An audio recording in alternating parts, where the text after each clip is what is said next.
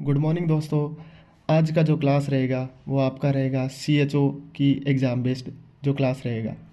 इसके अंदर हम आपको CHO में आने वाले क्वेश्चंस के बारे में एक्सप्लेन करेंगे। आज की क्लास स्टार्ट करते हैं क्वेश्चन नंबर 1 के साथ में। Maternity nurse must be aware that screening for diabetes mellitus in pregnancy is done at. मतलब कि एक मैटरनिटी नर्स है, वो स्क्रीनिंग टेस्ट कब करेगी प्रेगनेंसी में डायबिटीज़ मेलाइटस को आइडेंटिफाई करने के लिए।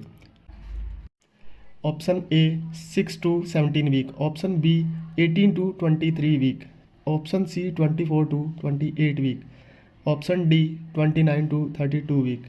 इसका करेक्ट आंसर है 24 to 28 week. Question number 2, which joint movement is restricted in patient with pericapsulitis of shoulder. Joint movement जो कि शोल्डर जॉइंट मूवमेंट पेरिकैप्सुलाइटिस में कौन सा रेस्ट्रिक्टेड रहता है। Option A adduction, option B abduction, option C flexion और option D extension. Correct answer abduction, option B. Question number 3, neonate of diabetic mother is at risk for all the following except. Option A hypoglycaemia, option B hypocalcaemia, option C hyperglycaemia, option D hyper bilirubinaemia. Correct answer hyper बिलिरुबिनेमिया।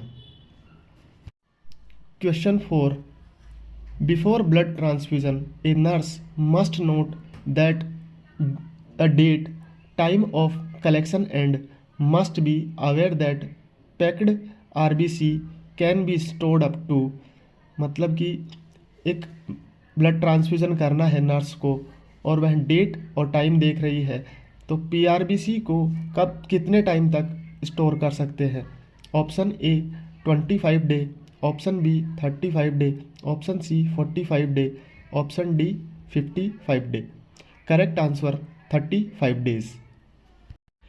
Question number 5, a nurse was called to see a patient with noisy breathing. She suspect laryngospasm with stridor and it occur commonly with। एक nurse है, उसको बुलाया गया एक patient को देखने के लिए जिसको नॉइसी ब्रीदिंग और उसको सस्पेक्ट है कि लैरिंजोस्पाज्म के साथ में स्ट्राइडर हो रहा है। तो यह किस में होता है। Option A hyperkalemia, option B hypercalcemia, option C hypokalemia, option D hypocalcemia. The correct answer is hypocalcemia, D. Question number 6, nurse working in an operation theatre must know the risk of HIV infection with needle stick injury is about. एक nurse है, वो operation theatre में काम कर रही है, उसको needle stick injury के साथ में HIV इन्फेक्शन होने का कितना रिस्क होता है। Option A 1:100, option B 1:200, option C 1:300 और option D 1:400। The correct answer is C 1:300। Question number 7, a nurse is caring for a patient with swine flu and she has to give the drug of choice for swine flu and it is। एक nurse है, वो care कर रही है patient की जो swine flu से ग्रसित है। इसमें स्वाइन फ्लू का ड्रग ऑफ चॉइस क्या होगा। Option A acyclovir, option B adefovir, option C cidofovir, option D oseltamivir. The correct answer is D oseltamivir. Question number 8, the nurse श्री obtain a specimen of clear nasal drainage from a client with head injury. Which of the following test differentiated mucus from cerebrospinal fluid। एक nurse है श्री, वो एक specimen ले रही है nasal drainage का जिस जो कि हेड इंजरी पेशेंट है। इसमें से कौन सा टेस्ट जो कि अलग करता है म्यूकस और सेरेब्रोस्पाइनल फ्लूइड को। Option A protein, option B specific gravity, option C glucose, option D microorganism. The correct answer is C. Glucose. Question number 9. Gerontology is the study of option A. Old age, option B. Care of old, option C. Disease related to aging, option D. Aging process. The correct answer is D. Aging process. Question number 10. Typhoid fever is option A. Bacterial disease, option B. Viral disease, option C. Fungal disease, or option D. Protozoal disease. The correct answer is A. Bacterial disease. Typhoid fever bacteria के द्वारा होता है। Bacteria का नाम salmonella typhi, और typhoid fever को enteric fever के नाम से भी जानते हैं। Question number 11. India was declaration smallpox free in option A. April 1997, option B. May 8, 1980, option C. July 1987, option D. May 1982. The correct answer is April 1977 and WHO के द्वारा मई 8, 1980 में डिक्लेयर किया गया। Question number 12. Nurse is about to insert Ryle's tube for a patient. Before this act, she must be aware of the distance between incisor teeth and gastroesophageal junction. Which of the following is correct? Option A 30 cm, option B 40 cm, option C 50 cm, or option D 60 cm. The correct answer is 40 cm. Ryle's tube का measurement nose to earlobe और earlobe से xiphisternum तक measurement करते हैं। Question number 13. The major route of transmission of hepatitis ए.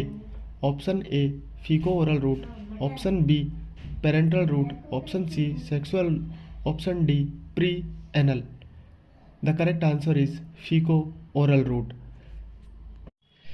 इसमें hepatitis A और E फीको oral root के द्वारा फैलता है, और हेपेटाइटिस बी, हेपेटाइटिस सी और हेपेटाइटिस डी ब्लड और ब्लड प्रोडक्ट के द्वारा फैलता है। Hepatitis B is only DNA virus, also known as serum hepatitis. Hepatitis C is post transfusion hepatitis. Question number 14. Which of the following is not a parameter for Glasgow Coma scale? Option A motor response, option B eye opening, option C pupillary response, option D verbal response. The correct answer is pupillary response.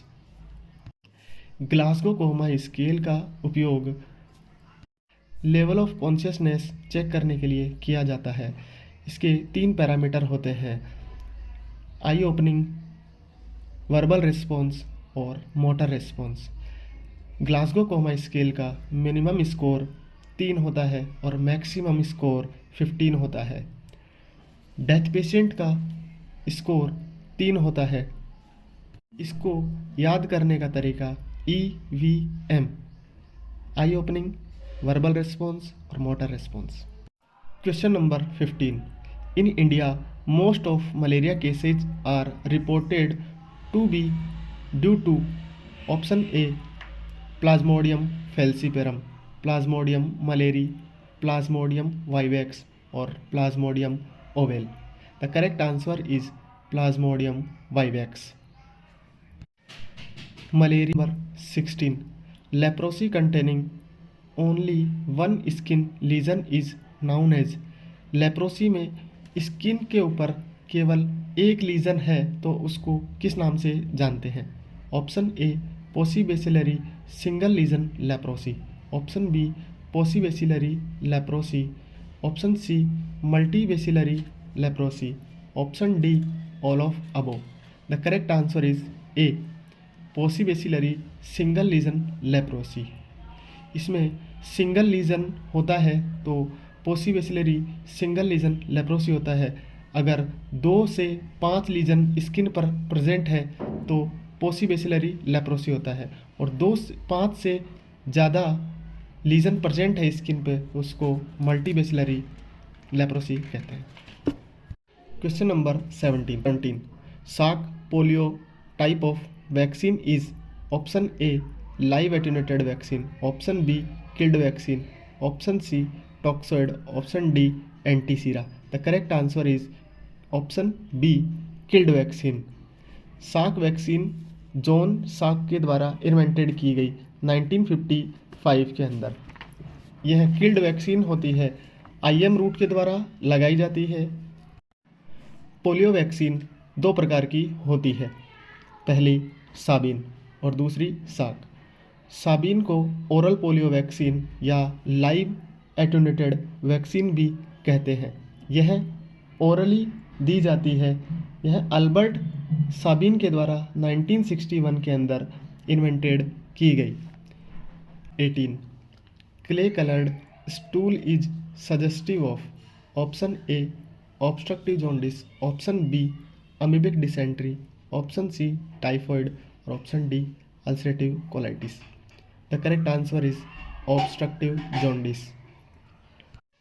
Obstructive jaundice में bilirubin का excretion कम होता है, जिसके कारण digestive tract में bilirubin का level कम हो जाता है और स्टूल का कलर क्ले होता है।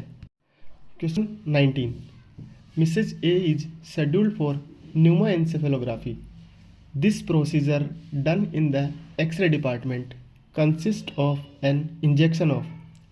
मिसेज ए है जो कि न्यूमोएन्सेफेलोग्राफी के लिए एक्सरे डिपार्टमेंट में गई है। मिसेज ए को न्यूमोएन्सेफेलोग्राफी करने के लिए एक इंजेक्शन देंगे। कौन सी साइट पे देंगे?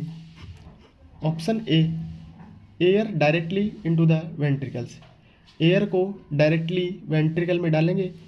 B option B a dye into the lumbar सब अराक्नोइड स्पेस, एक डाई है जो कि लंबर सब अराक्नोइड स्पेस में देंगे। Option C A radio active substance intravenously, radio active substance को इंट्रावेनसली देंगे। Option D air into lumbar सब अराक्नोइड स्पेस, एयर को लंबार सब अराक्नोइड स्पेस में देंगे। The correct answer is air into lumbar सब अराक्नोइड space, option D. Question number 20 invertogram is one of the diagnostic test.